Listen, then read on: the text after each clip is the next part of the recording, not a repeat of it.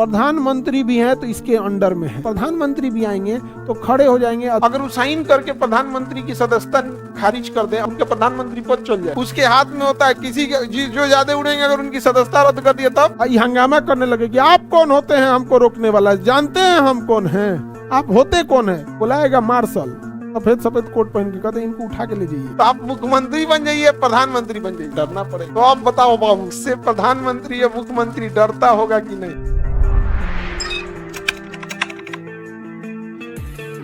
तो अध्यक्ष जो होते हैं अपने सदन का पदेन अध्यक्ष होते हैं। उसी तरह सभापति अपने सदन का पदेन सभापति होता है। पदेन का अर्थ होता है सर्वे सर्वा, उसको कोई गाइडलाइन नहीं दे सकता, उसको कोई नहीं बैठा सकता। यानी ये अध्यक्ष जो है, स्पीकर है, ये अपने पद पर क्या है, पदेन है। अपने पद पर क्या है, पदेन है। यानी ये लोकसभा के अंदर प्रधानमंत्री भी हैं तो इसके अंडर में है। लोकसभा के अंदर प्रधानमंत्री भी हैं तो अध्यक्ष के अंदर में है, क्योंकि लोकसभा का पदेन मतलब सर्वे सर्वा, पदेन मतलब सर्वे सर्वा, प्रधानमंत्री नहीं है, अध्यक्ष है। उसी तरह राज्यसभा की बात करेंगे तो राज्यसभा का जो सभापति होता है वो अपने सदन का पदेन होता है। पदेन का अर्थ होता है सर्वे सर्वा, अपने सदन का पदेन होता है सर्वे सर्वा। तो राज्यसभा के अंदर अगर प्रधानमंत्री भी आएंगे तो खड़े हो जाएंगे अध्यक्ष के लिए। सपोज कीजिए कि यहाँ सारे मंत्री बैठे हैं, सारे मंत्री बैठे हैं, यहाँ पीएम बैठे हैं, पीएम बैठे हैं, जितने एमपी हैं ये बैठे हैं, लोग सारे लोग बैठे हैं इधर में। और बाद में यहाँ एक छोटा सा दरवाजा होता है, यहाँ से अध्यक्ष आते हैं। जब अध्यक्ष आएंगे तो बताइए मंत्री और प्रधानमंत्री को खड़ा होना है या नहीं होना है?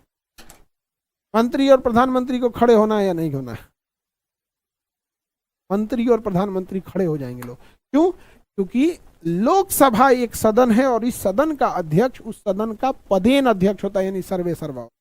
ठीक वैसे ही राज्यसभा, राज्यसभा जो होता है या एक सदन है, इस सदन का जो सभापति होता है, इस सदन का पदेन सभापति, सदन का क्या होता है, पदेन सभापति होता है, पदेन सभापति सर्वे सर्वा होता है। तो इसके अंदर कुछ नहीं हो सकता है। यदि प्रधानमंत्री खड़े होकर भाषण दे रहे हैं, यदि पीएम खड़े होकर भाषण दे रहे हैं, कहां पर, लोकसभा में, ये हो गया राज्यसभा। अगर पीएम खड़े होकर भाषण दे रहे हैं तो अध्यक्ष कहेगा आप बैठ जाइए, माननीय प्रधानमंत्री अब आप बैठ जाइए। और अगर ये नहीं बैठे, अगर ये नहीं बैठे, एक बार और वार्निंग देगा, माननीय प्रधानमंत्री जी समय ओवर हो गया, अब आप बैठ जाइए। और अगर नहीं बैठे, के पास इतना पावर है कि इनको सस्पेंड तक मत आइए या 6 महीना मत आइए, इतना पावर होता है किसके पास, अध्यक्ष के पास। ये हंगामा करने लगे कि आप कौन होते हैं हमको रोकने वाला, जानते हैं हम कौन हैं, आप होते कौन है। बुलाएगा मार्शल, सफेद सफेद कोट पहन के, कहते इनको उठा के ले जाइए, सदन में से उठा के ले जाइए, उठा के भेज देगा। ये होता है पदेन, सर्वे सर्वा होता है। पदेन मतलब सर्वे सर्वा। तभी सदस्य भी खड़े होंगे। भैया प्रधानमंत्री या मंत्री खड़े हो गए तो सदस्य लोग को कौन पूछता है, सबको खड़ा होना पड़ेगा। सर्वे सर्वा होता है। गार्ड को बुलाएगा, कहेगा इनको बाहर ले जाइए। गार्ड लोग आएंगे, लोग कहेंगे प्रधान चलिए चलिए प्लीज चलिए। और अगर गार्ड लोग कहें कि महाराज प्रधानमंत्री को कौन ले जाएगा, तो यह पदेन होता है। पहले वो गार्ड लोग को टर्मिनेट कर देगा, नौकरी से निकालो। सरकारी कर्मचारी सस्पेंड होने के डर से, नौकरी से निकाले के डर से कुछ कर देगा। तो बताओ लोकसभा का पदेन कौन होगा? लोकसभा का पदेन कौन होगा? लोकसभा का पदेन होता है अध्यक्ष। अभी ओम बिरला साहब हैं, अभी कौन है, ओम बिरला साहब।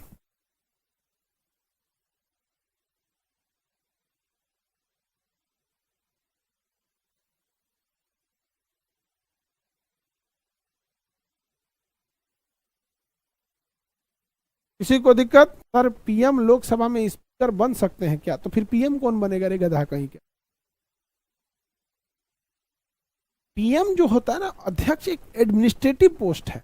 वो केवल सदन के अंदर जो है, सदन के बाहर कुछ नहीं है। वो सदन के बाहर कुछ भी नहीं है। प्रधानमंत्री किसी व्यक्ति को बनाया जाएगा या बहुमत वाले पार्टी को? बहुमत वाला पार्टी को। यानी प्रधानमंत्री बनने के लिए व्यक्ति का महत्व नहीं है, पार्टी का महत्व है। जैसे यहाँ बीजेपी का सबसे ज्यादा सीट है। अब बीजेपी पार्टी के जो अध्यक्ष वर्तमान में हैं वो नितिन नवीन जी हैं। कौन है? नितिन नवीन। और आप जहां खड़े हैं ना, यहीं इसी एरिया से वो विधायक बनते हैं। बांकीपुर एरिया से, पटना से, पूरे बीजेपी पार्टी के क्या है अध्यक्ष।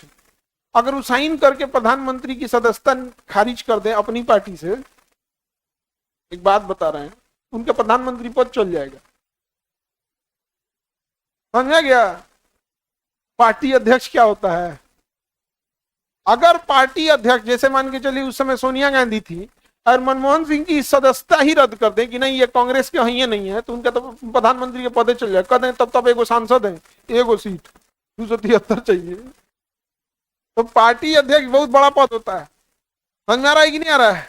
पार्टी अध्यक्ष बहुत बड़ा पद होता है, उसके हाथ में होता है। किसी के जो ज्यादा उड़ेंगे, अगर उनकी सदस्यता रद्द कर दिया तब पार्टी अध्यक्ष खत्म कर देगा। यहाँ पार्टी अध्यक्ष के बाद बहुत पावर होता है। समझा गया? तो अभी बीजेपी पार्टी के अध्यक्ष कौन है? नितिन नवीन। कहाँ के हैं? पटना के। कहाँ गए? यानी अभी प्रधानमंत्री हो, चाहे अमित शाह जी हो, या कोई भी मंत्री हो, या किसी भी राज्य के मुख्यमंत्री हो, जैसे योगी आदित्यनाथ जी हैं, तो उत्तर प्रदेश के क्या हैं? मुख्यमंत्री हैं। लेकिन मुख्यमंत्री किस वजह से हैं? क्योंकि वो बहुमत वाली पार्टी के सदस्य हैं। अगर उन्हीं का सदस्यता रद्द कर दे कोई पार्टी से, तो मुख्यमंत्री कैसे बनेंगे आप? तो आप बताओ बाबू, पार्टी अध्यक्ष से प्रधानमंत्री या मुख्यमंत्री डरता होगा कि नहीं? भाई साहब तो घसका देगा तो बवाले खत्म हो जाएगा। तो आप मुख्यमंत्री बन जाइए, प्रधानमंत्री बन जाइए, जो पार्टी अध्यक्ष है उससे डरना पड़ेगा। तो जो पार्टी अध्यक्ष अपनी कुर्सी पे बैठा रहता है, तो बाकी लोग आते हैं तो उनको फूल माला देते हैं कि भैया आप यहाँ हैं। समझा गया? उसके लिए इंटरनल इलेक्शन होता है, कोई पब्लिक इलेक्शन नहीं करती। जिसको मन बीजेपी को अध्यक्ष बनाए, कांग्रेस बनाया। समझा गया? अब सोचिए, पार्टी अध्यक्ष मुख्यमंत्री से डरता होगा या आदेश देता होगा? अब पार्टी अध्यक्ष प्रधानमंत्री से क्या करता होगा? जब प्रधानमंत्री संसद में है तब तक तो छोड़ देता होगा, लेकिन जब अपनी पार्टी मुख्यालय में आएंगे तो उस समय प्रधानमंत्री बढ़ रहेंगे कि उनका अध्यक्ष। हालांकि प्रधानमंत्री का पद की गरिमा है, लेकिन पावर अभी किसके पास है? अध्यक्ष। तो बच बचा के रहते होंगे कि नहीं? सर पार्टी का अध्यक्ष तो पीएम नहीं हो सकता है ना, हो क्या नहीं सकता है, ऐसा कोई रूल रेगुलेशन नहीं है। लेकिन पार्टी अध्यक्ष पीएम को नहीं बनाया जाता है, क्योंकि पार्टी अध्यक्ष का बहुत ज्यादा काम होता है, बहुत वर्क होता है। किसको विधायक का टिकट देगा, किसको अध्यक्ष का टिकट देगा, किसको, बहुत काम है उसका, इसलिए वो अलग व्यक्ति को दे दीजिए। इससे पहले जेपी नड्डा जी थे, समझा गया, पार्टी अध्यक्ष। उससे पहले बहुत लोग आते जाते रहते हैं, तो जेपी नड्डा जी थे, फिर अमित शाह जी थे, उससे पहले राजनाथ सिंह थे, उससे पहले नितिन गडकरी थे। नितिन गडकरी से पहले भी कोई होंगे, मुरली मनोहर जोशी रहे होंगे। अब उतना पीछे अब कहा जाइए अटल बिहारी वाजपेयी के समय में। अध्यक्ष के मामले में संविधान कुछ नहीं कर सकता है। पार्टी और पार्टी अध्यक्ष के मामले में संविधान कुछ नहीं कर सकता है। हर पार्टी का अपना पर्सनल संविधान है। समझा क्या? ना पार्टी का संविधान अलग अलग है। आरजेडी का संविधान अलग है, जदयू का संविधान वो अपने हिसाब से बना लिया है, जिसको जैसे मन। हाँ, उसी में से अध्यक्ष बनेंगे। तो क्या बीजेपी के अध्यक्ष कांग्रेस से ले आओगी? नहीं, पार्टी का अपना संविधान होता है, पार्टी खुद से बना लेती है। ठीक है? जैसे आम आदमी पार्टी का अपना संविधान है। जैसे आम आदमी पार्टी के राष्ट्रीय संयोजक अरविंद केजरीवाल अभी मुख्यमंत्री भले नहीं है, लेकिन उनके अंडर में जितने सांसद और विधायक हैं, अगर उन सांसद और विधायक को अपनी पार्टी से निकाल दिए तो गड़बड़ा जाएगा। अब सबसे जो एग्जाम्पल आप देखिए, पटना साहिब से सांसद थे शत्रुघ्न सिन्हा जी। तो शत्रुघ्न सिन्हा जो थे ये आडवाणी जी के ग्रुप में थे, और मोदी जी और आडवाणी जी जब थे तो उतना आपस में नहीं जमता होगा, पार्टी में हो। वहां पे कुछ ऑल बल बोलने लगे कि नहीं आडवाणी जी सबसे अच्छे हैं, ये हैं वो हैं। बस ऊपर बैठे थे लोग कि भाई आडवाणी जी पुराने हो गए, अब नया नेतृत्व को देखिए। तो मानने को एक्सेप्ट नहीं थे, तो उनको अपनी पार्टी से निकाल दिया लोग। पार्टी से क्या कर दिया लोग? निकाल दिया। तो चुनाव हार गए। अगर पीएम ने त्यागपत्र दे दिया, सपोज कीजिए रिजिग्नेशन दे दी, या पीएम की हत्या कर दी गई या मृत्यु हो गई, जैसे राजीव गांधी और इंदिरा गांधी की हत्या कर दी गई थी, पंडित जवाहरलाल नेहरू की मृत्यु हो गई थी, तो कंडीशन जब संविधान में लिखेगा तो हर कंडीशन को लिखेगा। तो जैसे यहाँ होता है पीएम के इसमें, अब प्रधानमंत्री अपने पद से इस्तीफा देते हैं या मृत्यु या त्यागपत्र दे देते हैं, तो जितना मंत्री परिषद है अगर हम मंत्री परिषद बोल रहे हैं तो ऑटोमेटिक मंत्रिमंडल समझ जाइएगा, क्योंकि मंत्रिमंडल इसी के अंडर में आता है। ये सब का सब भंग कर दिया जाएगा। लेकिन चुनाव दोबारा नहीं होगा। चुनाव तभी होगा जब लोकसभा भंग होगा। चुनाव कब भंग होगा? लोकसभा भंग हो। और लोकसभा तब तक भंग नहीं होगा जब तक आपके पास बहुमत है। तब तक भंग नहीं होगा जब तक आपके पास बहुमत है। जैसे इंदिरा गांधी की जब हत्या की गई तो लोकसभा क्यों भंग करने की जरूरत पड़ेगी? कांग्रेस को उस समय भी लोकसभा में क्या था? बहुमत था। समझा गया? जब राजीव गांधी की हत्या कर दी गई तो राजीव गांधी की सरकार 400 पार थी। समझा गया? इनारा किसका था? 400 पार का, राजीव गांधी का। उनको मिलबो किया था 400 पार, मतलब वहां पे। तो क्या अगर प्रधानमंत्री की मृत्यु हो जाती है तो दोबारा चुनाव कराएंगे? चुनाव कब होगा? जब लोकसभा भंग होगा तब। प्रधानमंत्री की मृत्यु या त्याग पर से मंत्री परिषद भंग होता है, न कि लोकसभा। इसलिए चुनाव नहीं होता है, बल्कि नए प्रधानमंत्री की नियुक्ति राष्ट्रपति कर देते हैं। अब नया राष्ट्रपति कैसे होगा? जिसकी पार्टी की सबसे ज्यादा सीट होगी उसी को मौका दिया जाएगा।